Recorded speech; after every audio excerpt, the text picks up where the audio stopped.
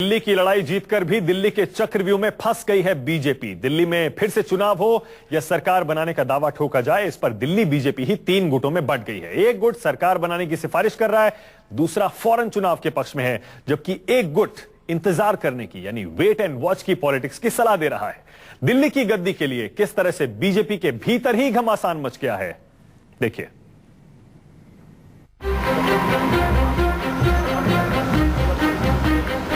दिल्ली जीतकर भी दिल्ली के चक्रव्यूह में पूरी तरह से फंस गए हैं प्रधानमंत्री नरेंद्र मोदी।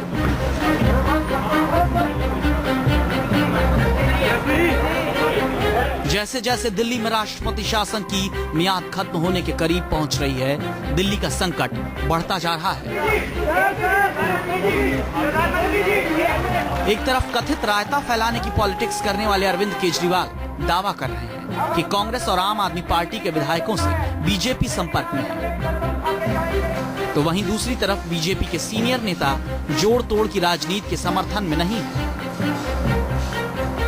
अरविंद केजरीवाल और उनकी भी पार्टी को कोई भी नैतिक नहीं जाना चाहिए और नहीं बोलना चाहिए, क्योंकि ये वही अरविंद केजरीवाल है जो दिल्ली की जनता को 49 दिन के बाद में छोड़कर चले गए थे। अब ये जिम्मेदारी भारतीय जनता पार्टी की है, जिसको सबसे ज्यादा वोट मिला था दिल्ली में, सबसे ज्यादा विधायक हमारे बन के आए थे। अब अगर दिल्ली की जनता चाहती है कि हम दिल्ली में विकास के काम करके दिखाएं, तो शायद हमें मौका मिलना चाहिए। दिल्ली में सरकार को लेकर असमंजस के बीच सवाल ये है, दिल्ली पर क्यों फैसला नहीं ले पा रही है बीजेपी? बीजेपी को दिल्ली पर फैसला लेने से कौन रोक रहा है? दिल्ली में बीजेपी को किस बात का डर सता रहा है? सूत्रों की माने तो बीजेपी में असमंजस की सबसे बड़ी वजह यह है कि केंद्र में मोदी के लहर के बावजूद पार्टी पूरी तरह से आश्वस्त नहीं है कि अगर दिल्ली में चुनाव हुए तो केजरीवाल को बीजेपी मात दे पाएगी। वहीं दूसरी तरफ सूत्रों की माने तो ज्यादातर विधायक आप से लेकर बीजेपी तक इस बात को लेकर डरे हुए हैं कि दोबारा चुनाव हुए तो शायद ही जीत पाए।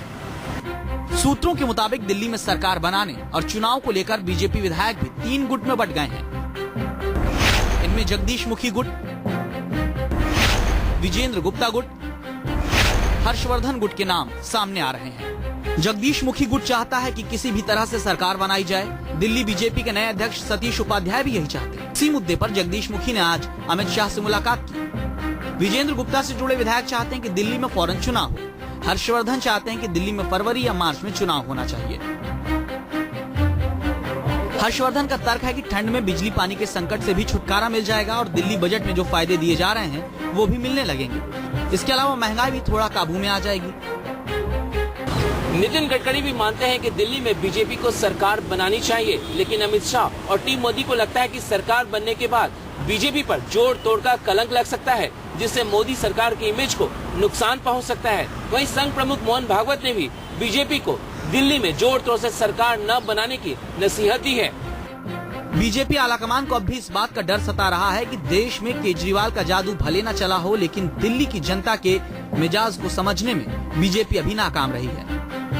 बीजेपी को लगता है कि मोदी के मैजिक में बीजेपी के खाते में भले ही दिल्ली की सभी 7 लोकसभा सीटें आ गई हों, लेकिन विधानसभा के चुनाव में केजरीवाल के स्टारडम को तोड़ पाना बीजेपी के लिए आसान नहीं होगा। अब बीजेपी को लगता है कि दिल्ली की जनता का मुंह अब भी केजरीवाल से भंग नहीं हुआ है। पार्टी के फैसले में देरी की एक वजह वित्त मंत्री और दिल्ली की राजनीति में खास दखल रखने वाले अरुण जेटली का सरकार बनाने को लेकर अब तक अपना मत सामने नहीं रखना। ऐसे में एक सबसे बड़ा सवाल यह है कि अब दिल्ली के इस चक्रव्यूह को कैसे तोड़ पाएंगे नरेंद्र मोदी।